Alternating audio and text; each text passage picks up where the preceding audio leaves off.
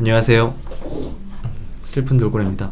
이번에 이야기할 주제는 기사예요.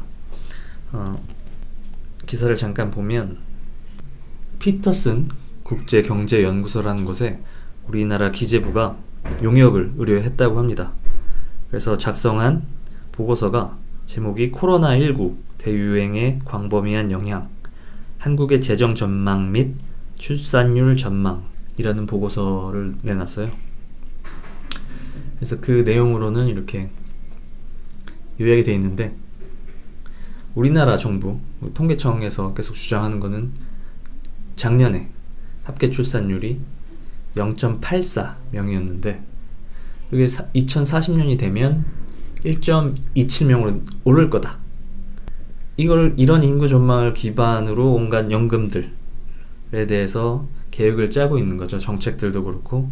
그래서 김광수 경제연구소를 비롯해서 저도 동영상에서 많이 비난을 했는데, 이거를 외국의 다른 연구기관한테 의뢰를 해서 그 결과가 똑같이 나왔어요. 이거 말이 안 된다.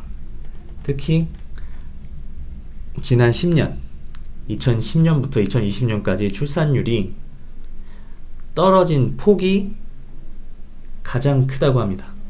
팍팍 떨어졌다면 뭔가 굉장히 안 좋아지고 있다는 건데, 이거에 대한 개선에 대한 이야기가 하나도 없이 오를 거다라는 얘기를 해서 저도 이거는 말이 안 된다라는 얘기를 많이 하고 있었습니다.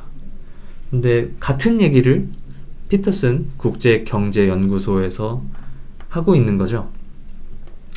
그래서 그 내용을 보면 일단 감소폭도 크고, 그리고 한국은 이제 저개발 국가가 아니기 때문에 이런 저성장 기조, 경제 성장률이 확 오르지 않을 거기 때문에 뭔가 급진적인 변화를 기대하기가 힘들다라는 얘기를 하고 있어요. 이해가 되는 거죠. 중고소득 국가는 급반등이 어렵다라는 역사적인 경험이 있는 거죠. 저로서는 전혀 새로운 얘기가 아니었습니다. 그래서 제 의문은 이거였어요. 왜 이 타이밍에 한국의 기재부가 국내 연구소들도 아니고 미국의 연구소에 저런 용역을 의뢰했을까, 보고서를 의뢰했을까? 여러 가지 이제 시나리오들이 생각이 나는 거죠. 일단은 우리 국내에서 익숙하게 경험했던 것처럼, 야, 우리가 돈 주고 이거 시키면 눈치껏 입맛에 맞는 결과를 내놔 라는 걸 기대했진 않았을까. 근데 위험성이 좀 있죠. 일단 한국의 연구소가 아니니까 입맛에 맞게 해줄 수 있느냐, 결과적으로는 그게 안 됐기 때문에, 그게 시나리오였다라면, 그게 희망하는 거였더라면 일단 그거는 실패를 했어요. 두 번째로는 지금 말도 안 되게 긍정적인 인구 전망에 대해서 저 같은 그냥 일개 유튜버마저도 비난하는 상황에서 더 이상 이거를 밀고 나갈 수는 없겠다. 그래서 태세 전환을 하기 위해서 그런 꼭지가 필요하지 않나. 그래서 외부의 용역을 의뢰함으로써 지금까지 잘못된 과하게 긍정적인 저 예상을 통계청에 덤태기를 씌우고 발뺌을 하려는 거를 계획하고 있지 않을까 라는 생각을 또 해볼 수 있었습니다. 그리고 마지막으로 제가 생각을 하게 된 거는, 이 해당 기사에서도 이런 상황에서 기본소득이 문제 해결에 도움이 될 거다, 이런 얘기를 하고 있어요. 조금만 생각해보면 상황이 안 좋아지는 사인인데 기본소득을 어떻게 줄 것이며 그게 해결책이 안 된다라는 거는 너무 자명한데, 기본소득에 대한 이야기마저도 허무맹랑한데, 이 보고서 결과하고 기본소득에 대한 지지하고를 엮어서 기사를 냈다라는 것, 그리고 지금 타이밍이 대선 전국이라는 걸 봤을 때, 혹시나 민주당의 이재명 경기도지사, 지금 대선 후보죠. 그 이재명 대선 후보가 주장하고 있는 기본소득을 뒷받침하기 위한 자료 모으기 밑작업이 아닐까 하는 추측도 해봤습니다.